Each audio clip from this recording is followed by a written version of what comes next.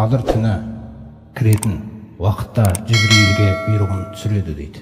Инзил ма хаулаил малайка, насидратул ағаштың үстіндегі бүкіл періштелерді алда түсіңдер жерге деп. Қадір түні осы бұйрықты беріледі екен. Содан барлығы түседі. Хина тағрубу шамсу, күн бағана, күн батқан уақытта олар түсіп қойды. Сөйтіп жердің бетінде фәлә ябқа буқатун, жердің бетінде бір бос орын қалмайды. Илля фихи мәләкун, жаңағы сидрадан түскен періште тұр дейді ол жерде. Бір бос орын жоқ дейді.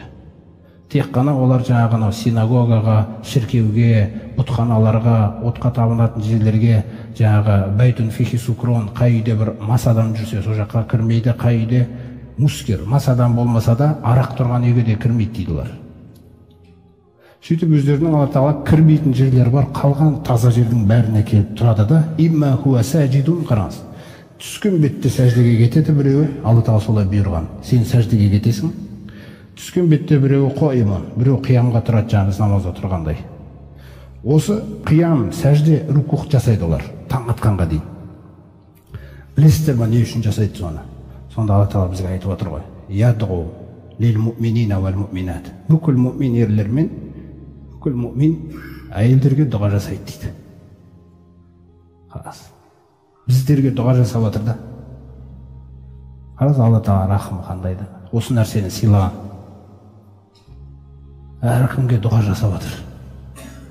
Міне Алланың беретіні бізге көп, бірақ біздің Аллаға беретініміз сондай сараңбыз, сондай жаманбыз, нашармыз, ұрысқақпыз. Көрдіңіз ба? Алланың бізге беріп отқан нәрсесін қарашы. Біз соны бар ғой, түні бойы намаз оқып сұрасақ та соны сұрай алмайтын едік біз ондай құбылысты. Бірақ бере салды ғой соны. Осыны түсінсек те біз Алла Тағаламыздың қандай жақсылығы, қандай сарқылмайтын Раббымыз екендігінде. Сосын жаңағы хадистің соңында айтады, Ибн Абу Хатим айтады, «Вала ядағу Джибрилу ахадан минал муъминина илля софахаху». Алла Тағала мүмкін біреуге бүгін нәсіп етер сол нәрсені. Джибрил дейді, мұъминдердің қолынан ұстайды дейді. Қараңыздар.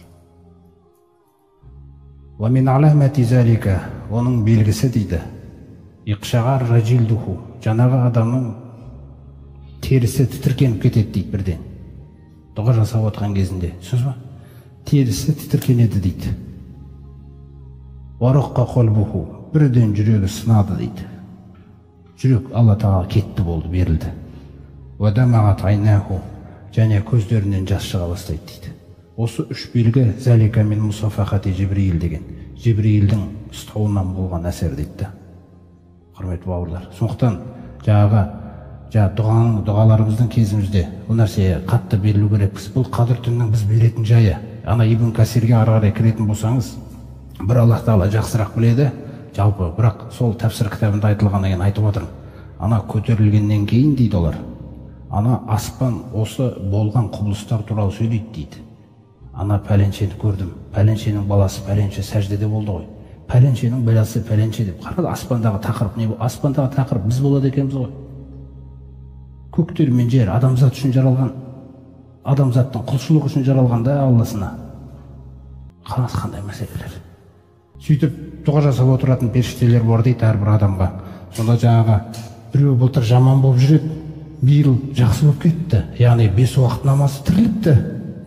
Сол кезде жаңа періште, онда оған дұғамызды қосайық деп дұғаға кіріп кетеді екен. Пәленшенің баласы пәленше, Раббым кешіре көрші, пәленшенің баласын пәленшені кешіре көрші. Кімге заказ жасай аласың бұл дүниеде сізге солай дұға жасауға? Ешкім сізге өйтіп шаршап қалады. Ал періште шаршамайды да. Егер осы түні, құрметті жамағат, Алла Тағаланың міне осындай таптаза періштелерін адамзаттың қызметіне беріп қойғанда, таң атқанша осындай жағдайда болады дейді олар. Не, үшіншісі әмірі сәлемун хия хатта матлағил фәжр. Жалпы бұл түн дейді, бейбіт түн дейді, бұл сәлем дейді. Ешқандай жамандық қаланбайды ешкімге, тек өзі жаман болмаса. Алла Тағала ешбір адамға бұл түнде жамандық қаламайды. Есіктер ашық. Кімде-кім жаңағы мен жұмаған оқып жүрмін, бүгіннен бастап 5 уақыт намаз тірілтеймін мен, маған сондай тағдыр керек деп сұрайтын болса қазір шешілді ғой жағдай. көрдіңіз ба? Абыройы көтеріледі да. Алламен байланысы дұрысталғаннан кейін Алла тағала бүкіл өмірін дұрыстап береді енді оны. Бұл бейбіт түн. Бейбіт болады таң атқанға дейін дейді. Таң атқанша жаңа періштелер не істеп отыр қазір? Сіздің тілеуіңізді тілеп отыр. Олардың дұғасы қабыл болмайды деп айта алмаймыз. Тек мәселе тек біздің жүректегі нәрсе да. Омар радиаллаху анху айтады ғой. Мен дейді Раббыма дұға жасаған кезде мен ешқашан уайымдамаймын дейді. Оның жауабы келмейді деп дейді. Қараңыз. Өйткені дұғаны жасайтын кезімнің өзінде егер жүрегім уайымым дұрыс болса, дұғамның сөзіне дейін береді ғой дейді Алла тағала. Қараңыз. Дұғамның сөзіне дейін береді дейді. Сосын жауабын әкеп қояды дейді былай қарай. Енді мен уайымдаймын тек қана бірақ нәрсені. Мен сол сұрап атқан кезде мені жүрегім соны шын қалап жатыр ма? Әлде құр жай сұрап жатырмын ба? Мен уайымдайтын нәрсе осы дейді. Егер мынау жүрек оны уайымдамаса, онда жауап кетіп қалады. Түсіндіңіз бе? Алла тағала дұғаңмен жауабын қоса береді.